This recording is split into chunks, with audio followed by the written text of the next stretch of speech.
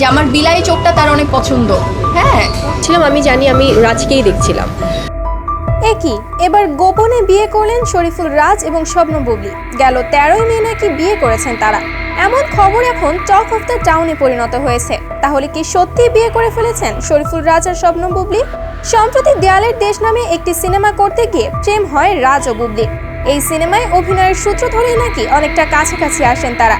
গেল 13ই মে বিয়ে করেছেন রাজ এবং বুবলি, এ তথ্য জানিয়েছে উইকিপিডিয়া।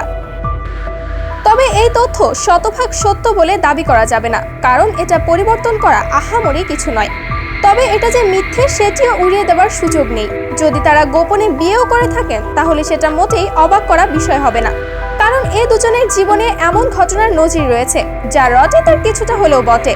এই ঘটনার পর বেশ উত্তাল সামাজিক যোগাযোগ মাধ্যম। তাদের ভক্ত অনুরাগীরা মুখিয়ে আছে এই খবরের সত্যতা জানার জন্য।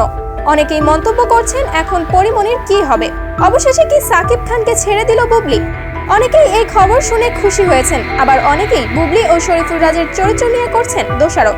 তবে শরীফুল রাজ ও বুবলির পক্ষ থেকে এখন পর্যন্ত কোনো তথ্য পাওয়া যায়নি। তাদের সাথে যোগাযোগ করা হলে তারা মুখ বন্ধ রেখেছেন।